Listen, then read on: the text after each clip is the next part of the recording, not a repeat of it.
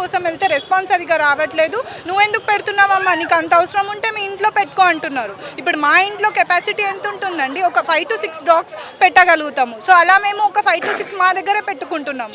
ఇందాక మీరు అడిగిన క్వశ్చన్, మీరు అన్నారు కదా ఒక 4 years బాబుని డాగ్ కరిచింది అని. ఒక 4 days పప్పీ మీద కూడా వాటర్ వేడి నీళ్ళు పోసి చంపేస్తున్నారు. మరి వాటి గురించి ఎవరు మాట్లాడతారు? మరి మీడియా ఎందుకు మాట్లాడట్లేదు? మీ దాకా రావాలి అంటే మీరు ప్రతిసారి హ్యూమన్స్ గురించే ఆలోచిస్తున్నారు కదా. హ్యూమన్స్కి అది అయింది ఇది అయింది, చిన్నపిల్లలకి డాగ్స్ కరవడం, ఇవన్నీ మీరు తీసుకుంటున్నారు. ఒక డాగ్ని హ్యూమన్స్ ఎంత చిత్రహింసలు పెడుతున్నారు అది చూడట్లేరు కదా. ఇప్పుడు చిన్న చిన్న బేబీస్ ఉంటాయండి, వాటి మీద నీళ్ళు వేయడము, రాత్రి పడుకుంటే అరుస్తాయని చెప్పి వాటి మీద వేడి నీళ్ళు వేసి వాటిని హర్ట్ చేయడము, ఇవన్నీ ఎందుకు చేయాలి? పాయిజన్ పెట్టడము, ఇవన్నీ కూడా తప్పే కదా. ఇవన్నీ తప్పే కదా. సో నేను చెప్పాలనుకున్న పాయింట్ ఏంటంటే, లాస్ట్ 1 decade నుంచి లేని ఇష్యూ. కుక్కలు లేవా? లాస్ట్ 10 years ఉన్నాయి. లాస్ట్ 1 decade నుంచి లేని ఇష్యూ ఇప్పుడు ఎందుకు రేజ్ అవుతుంది అంటే, అప్పుడు కుక్కలు కరవలేదా? ఇప్పుడే కరుస్తున్నాయా? ఇంకొకటి, నేను గవర్నమెంట్ది తప్పంట, 100% గవర్నమెంట్ తప్పండి. ఎందుకంటే మాకు ఏబీసీ రూల్స్ గురించి జిహెచ్ఎంసీకి తెలుసు. స్టెరిలైజేషన్ కానీ వ్యాక్సినేషన్స్ కానీ ఎక్కడ కరెక్ట్గా జరిగినాయి. ఫండ్స్ రిలీజ్ చేశామని గవర్నమెంట్ అంటున్నారు, ఫండ్స్ ఎక్కడికి వెళ్ళినాయి? గోవా చేసినట్టు హైదరాబాద్ ఎందుకు చేయలేదు, తెలంగాణ ఎందుకు చేయలేదు, వేరే స్టేట్స్ ఎందుకు చేయలేదు? మనం ఈరోజు ఇలా ఎందుకు ఫేస్ చేయాల్సి వస్తుంది?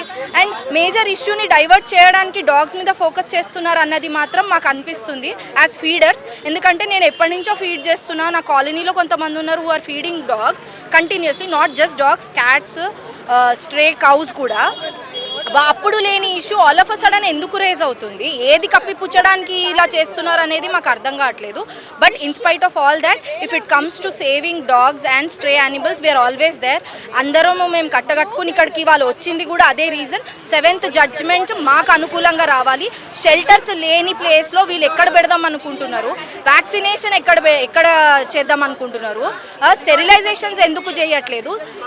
స్టెరిలైజేషన్ పేరుతో, షెల్టర్ పేర్లతో డాగ్లను చంపేస్తున్నారు. అండ్ నేచర్ బ్యాలెన్స్ ఎందుకు ఇది చేస్తున్నారో నాకు అర్థం కావట్లేదు. చిన్నపిల్లలు చాలా ఘోరంగా ఉన్నారండి, చాలా అంటే చాలా వెరీ అగ్రెసివ్, అసలు కంపాషన్ లేదు. రాళ్లతో కొట్టడము, పేరెంట్స్ చెప్తున్నారు ఇంకా పిల్లలకి కొట్టండి, దగ్గరకు వస్తే కొట్టండి అని. రేపు పొద్దున ఎక్కడికి వెళ్దాం అనుకుంటున్నారు? అండ్ యాజ్ అ విమెన్ నా పర్సనల్ ఎక్స్పీరియన్స్ చెప్తున్నాను, మా లేన్లో డాగ్స్ లేనిది నేను సేఫ్ లేను. ఇదైతే నేను రాసి పెడతా. అండ్ ఒకవేళ జడ్జిమెంట్ అనుకూలంగా రాలేదంటే మాత్రం క్రైమ్ రేట్ ఎట్లా పెరుగుతుందో మాత్రం మీరు రాసి పెట్టుకోండి మీడియా. ఇప్పుడే చెప్తున్నా, క్రైమ్ అయితే మనం ఆపలేమండి. ఇంకా డాగ్స్ వల్ల కొద్దో గొప్ప చాలా సేఫ్టీ ఉంది. మా లేన్లో దొంగల్ని పట్టించిన కుక్కలు ఉన్నాయండి, రాత్రిపూట అరుస్తాయి. ఎందుకని బయటకు వెళ్తే పక్కా అన్నోన్ వ్యక్తి నడుస్తూ వెళ్తాడో, లేకపోతే there is some kind of fishy moments that is happening in the colony. అది మేము చూసి చాలామంది రియలైజ్ కూడా అయ్యే, చాలామంది ఫీడ్ కూడా చేయడం స్టార్ట్ చేశారు. అండ్ ఒక్కసారి ఒక్క ఇంటి దగ్గర కానీ, ఒక లేన్ దగ్గర కానీ ఫీడింగ్ స్పాట్ పెట్టండి, మీరే చూస్తారండి చేంజ్. అండ్ హ్యుమానిటీలో కూడా చాలా చేంజ్ రావాలి.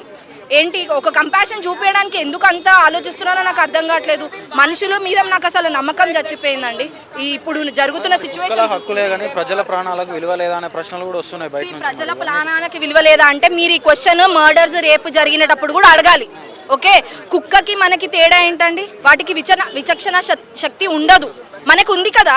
దాని బిహేవియర్ ప్యాటర్న్ అర్థం చేసుకునే కెపాసిటీ మనకు ఉంది, మనం అర్థం చేసుకోవాలి. అది వదిలేసి అవి మనల్ని అర్థం చేసుకోవాలని ఎక్స్పెక్ట్ చేస్తున్నాం చూడండి. దానంత సిల్లీ మెంటాలిటీ లేదండి. అది నా బండి కొరికేసింది, నా టైర్ కొరికేసింది, అవి ఎంత సిల్లీ అండి. అవి కొరుకుతే అది దాని నేచర్ అండి. మనం మనుషులం కదా. నువ్వు బండి కూడా నీ కాంపౌండ్ వాల్ బయట పెట్టుకుంటావు, ఇల్లు కట్టించుకోవడానికి ఇసుక కూడా నీ కాంపౌండ్ వాల్ బయట వేసుకుంటావు. అది నీ ల్యాండ్ కాదు కదా.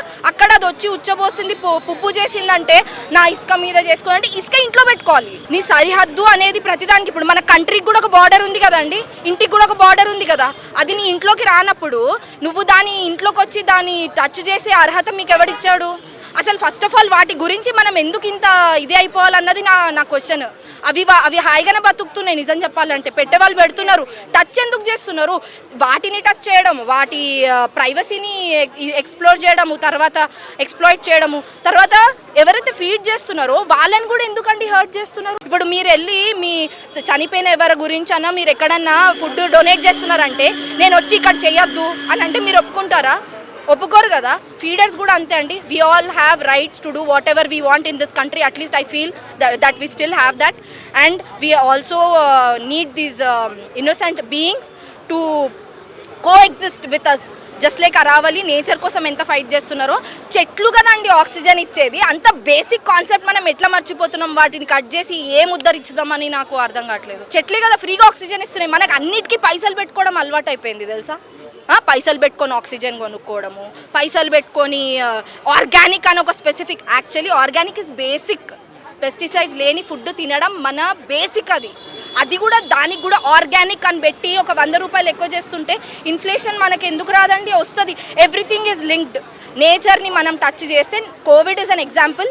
అండ్ ఐ థింక్ ఒక కోవిడ్ సరిపోదండి, ఇంకొక పెద్ద కోవిడ్ రావాలి. ఎట్లా అంటే ఒక 4-5 ఏళ్ళు మనుషులందరూ ఇంటికే పరిమితం అయిపోవాలి. అది అసలు బెస్ట్ అండి. అదే అసలు బెస్ట్. ఎన్విరాన్ కంట్రోల్ కదండి. నేచర్ని కో ఎగ్జిస్ట్ మనం అవ్వట్లేదు. ప్రతిదీ ఎక్స్ప్లాయిటేషనే కదా. మీకు పైసా అండ్ ఏంటి ఆక్రమించుకోవడం అంతే. ఒక పాయింట్ యాడ్ చేస్తాను ప్లీజ్ సార్. కుక్కలు పట్టుకొని కుక్కలు పిల్లల్ని లాక్కోబోయాయి, కుక్కలు పిల్లల్ని కొరికేశాయి అని మరి తల్లి ఏం చేస్తోందండి? తల్లి ఏం చేస్తోంది? కుక్కలు తీసుకోబోతున్నంత అది వాళ్ళని తీసుకోబోయే వాళ్ళని స్ట్రిక్ట్ లాస్ తీసుకురండి. అటువంటి అసలు పిల్లల్ని రోడ్డు మీద పడుకోబెట్టి పనికి పోయే వాళ్ళకి పిల్లలు ఎందుకు? ఫస్ట్ ఆఫ్ ఆల్ మీరు ఒక క్లోజ్డ్ ఎన్వైర్న్మెంట్లో, ఒక ప్రొటెక్టెడ్ ఎన్వైర్న్మెంట్లో చూసుకోలేని పిల్లల్ని చూసుకోలేని వాళ్ళకి మీకు పిల్లలు ఎందుకు?